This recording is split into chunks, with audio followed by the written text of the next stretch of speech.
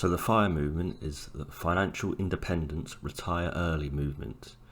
It is a lifestyle where the goal is to save a lot of money over a long period of time, and then you will be able to retire and effectively not have to work any further, and you'll be able to live off your investments. But let's talk about this further in this video. Hit it.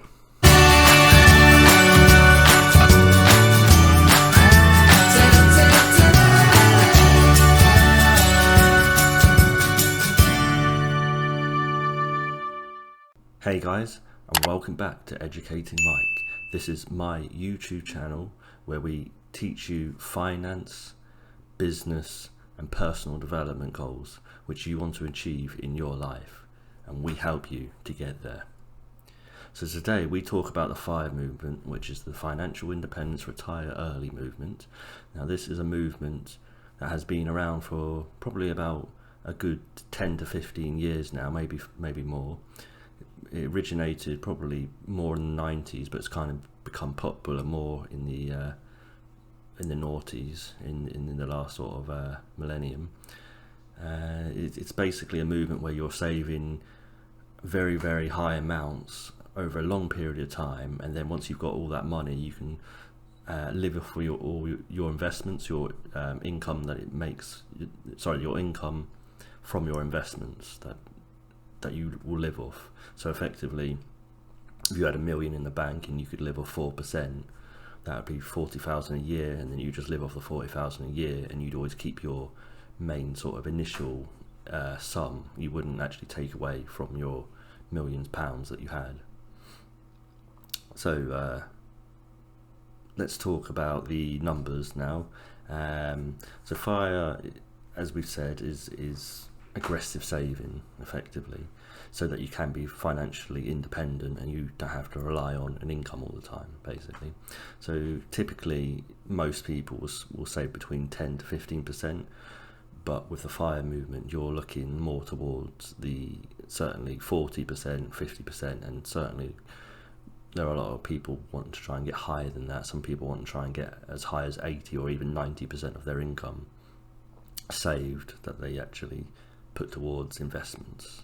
So let's pop those numbers up on the screen now and let's take a look. So a savings rate of 10% will take you 9 years of work to save 1 year living expenses. A 25% savings rate will take you 3 years of work for 1 living year expenses. 50% is the 1 year to 1 year ratio, so 1 year worked for 1 year of living expenses, and 75% savings is 0.33 years for 1 year, 1 living year expenses. So what does this basically mean? Well, obviously this means that the more we can save, the more we can save, the less we're going to have to wait until we potentially become FIRE or financially independent and have the potential to retire early. Now, the typical rule going forward is to have 25 times your annual expenditure. So effectively this means that if you earn £50,000 per year, you need to live off, or you're looking to live off £25,000 per year, and you will then be able to save £25,000 per year, giving you a 50% savings rate. Now this means that over 25 years you will have saved 25 times your annual expenses, so effectively you would be able to retire early.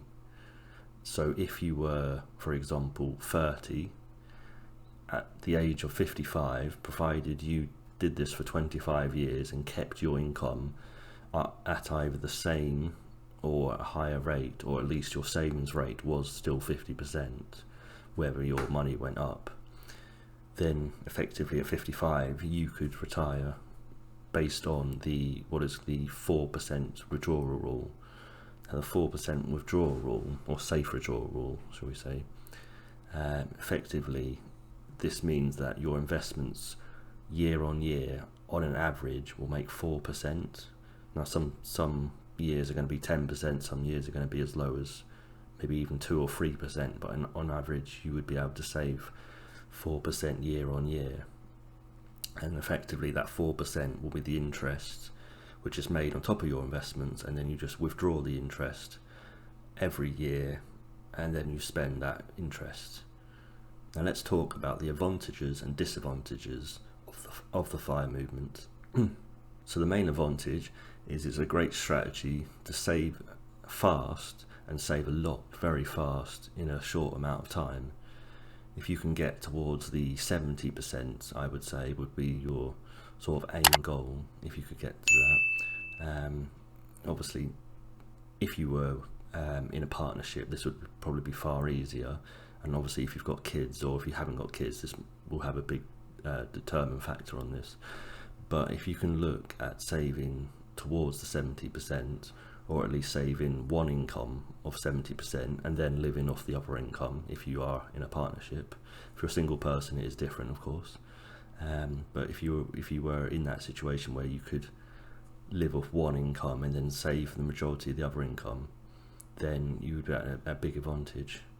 Like I say, you could actually have financial independence at a very young age and potentially not have to work.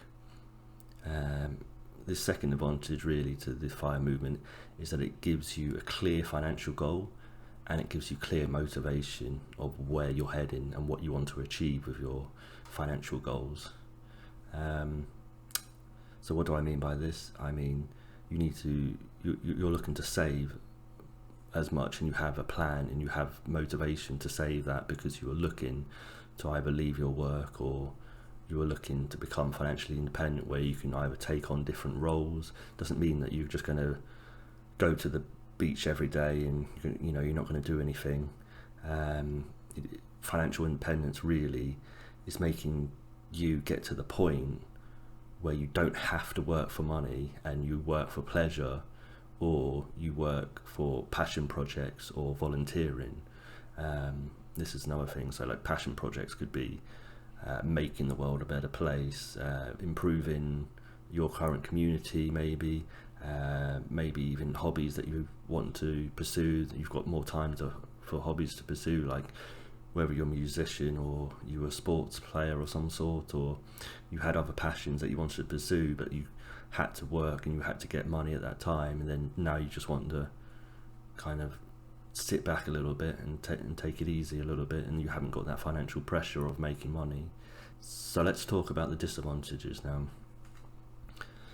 The main disadvantage here is that it's very hard in the long run to make a lot of money, and to keep this up all the time. Generally our tendency as human beings is to look to actually spend money and to live in the present moment, and living in the present moment is great, but we do have to do this mindfully, and we do have to think about where we're heading with our money and what we're doing. The main disadvantage, like I was saying, is that long-term saving is going to be very, very difficult for someone, and discipline is an absolute must. If you haven't got discipline, then you're not going to be able to do the FIRE movement. The second disadvantage really is that you need generally a high wage to be able to do this. You need a high wage with obviously low expenses in order to do this correctly and to do this well. So if you haven't got a very high wage, or you're on minimum wage, most likely your savings percentage might only be 10 to maybe 20%, and therefore the FIRE movement might take 40 to maybe 50 years, which by then you will be retired anyway. So this is not so effective for someone who's on minimum wage. But again, if you are looking to go towards down this FIRE movement way, you need to be looking at increasing your income as much as possible, as well as decreasing the expenses that you have yearly. It doesn't mean that you have to sacrifice everything. You can still take the odd holiday, or you can still take some leisure time and entertainment time, which should be factored into your budget. But you need to go forward with a plan of how you are going to go forward if you are going to take the financial independence, retire early, movement up. If you have a plan, then you're in a great position. If you don't, then it's going to be very difficult to stick to any kind of savings rate, and what's going to happen is you're just going to kind of fall off the wagon, if you will, and you're not going to keep it up, and eventually you're just not going to be saving to that rate, and the FIRE movement will be something which you won't be able to achieve, and it will be unfortunate, but unless discipline is maintained, it's going to be very difficult. But again, there are a lot of disadvantages, like I was saying, to the FIRE movement, and it's not a catch-all for everyone. It's not for everyone. I think overall, for me personally, currently, it isn't something right now that I'm looking at. But again, I think if I increase my income to a point where it would be viable, then yes. But at the moment, I feel that my income really isn't up to that point where I can really save. Ideally, I'd like to save 50%, but at the moment I'm probably more like a 25 to 30% savings rate, and it's just not going to be attainable long term to really be able to look towards going towards the FIRE movement. But everyone has their own goals, and whatever your goal is, if your goal is FIRE, then fantastic, and go for it. But if it's not, don't worry about it, don't sweat about it. It is obviously great to be saving, and everyone should be saving, but you don't have to be aggressively saving to the same degree as the FIRE movement. So if you like that video, guys, give us a like, comment, subscribe, and I'll see you in the next one. Bye, guys. Hey guys, thanks so much for watching that video. Please like, comment and subscribe, and check out this video.